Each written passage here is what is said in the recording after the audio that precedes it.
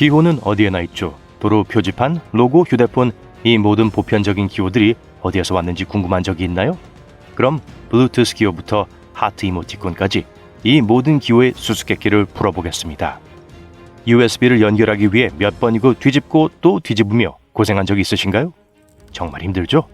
하지만 원, 사각형, 삼각형은 실제로 무엇을 의미할까요? USB 심볼은 사실 드라이작에서 영감을 받은 것입니다.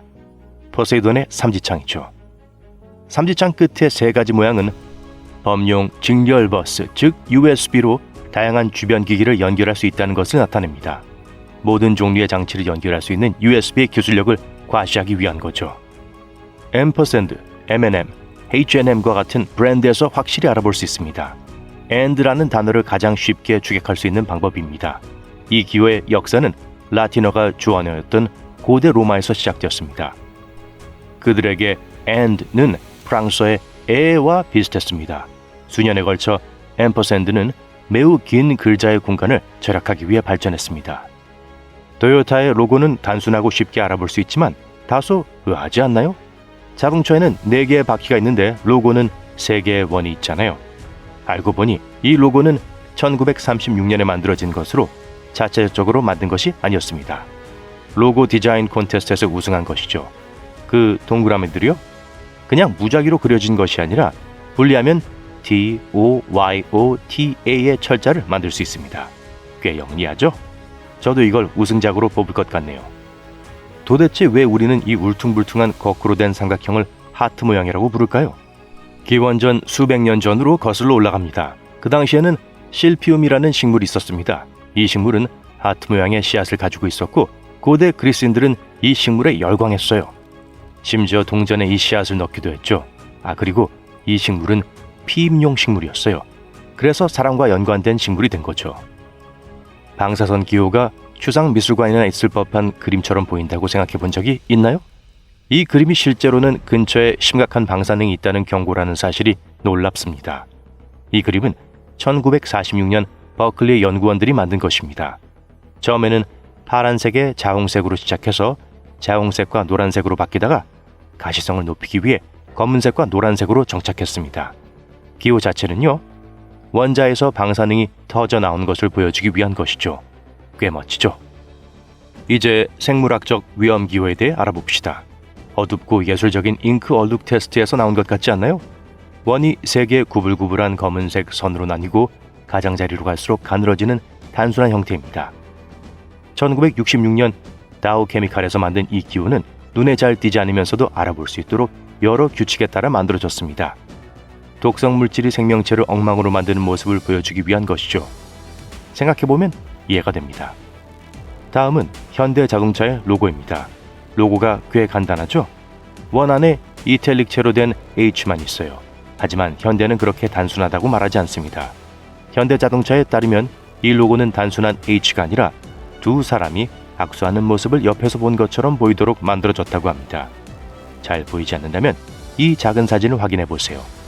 현대자동차가 고객과 공유하는 번영과 좋은 분위기를 의미한다고 합니다. 멋지죠? 블루투스, 마법 같아요. 기호가 멋진 문자 B처럼 보이죠? 하지만 그 이상의 의미가 있습니다. 알고 보니 북유럽 룬에 뿌리를 두고 있습니다. 당시 룬은 주로 직선을 사용하여 돌이나 나무에 새겼습니다. 블루투스 심볼은 2개의 룬을 결합한 바인드 룬이라는 것입니다.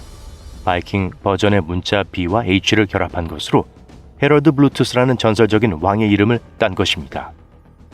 왕관은 언제나 최고 권력자의 궁극적인 상징이었습니다. 하지만 왜 머리에 두르는 화려한 고리가 권력을 의미할까요? 한 가지 이론은 머리 위에 고리가 있는 전사들이 등장하는 기독교와 관련이 있습니다. 많은 왕들이 신성한 권리로 통치한다고 주장했기 때문에 왕관이 성스러운 분위기를 풍겼을 수 있습니다. 하지만 그 이론은 맞지 않습니다. 왕관은 고대 그리스 신들이 썼던 디아뎀부터 시작하여 기독교 이전부터 사용되어 왔어요. 정확한 기원은 알 수 없습니다. 엄지손가락을 치켜 세워보세요. 일반적으로 엄지손가락은 승인의 표시죠? 하지만 왜 그럴까요? 고대 로마의 검투사 싸움에서 기인한 것일 수도 있습니다. 이에 대해서는 역사가들 사이에서는 여전히 논쟁이 계속되고 있습니다. 한 전사가 다른 전사를 압도하고 있을 때 그들은 관중석의 VIP, 즉 로마 황제나 도시 관리에게로 시선을 돌렸습니다. 그러면 그 VIP는 엄지손가락을 들어 패자의 운명을 결정했습니다. 엄지손가락은 잘했다는 신호처럼 들릴 수 있지만 당시에는 이 지옥의 굴레를 벗어날 때가 되었다는 의미였습니다. 음양 상징은 기원전 14세기부터 존재해왔습니다. 도교의 상징으로 여겨지는 이 표시는 대립하는 힘 사이의 균형을 나타냅니다. 각각의 양쪽은 도덕과 영성 같은 모든 종류의 깊은 것들을 상징하며 서로의 특징을 조금씩 가지고 있습니다. 하지만 이 상징의 뿌리는 놀라울 정도로 직접적입니다.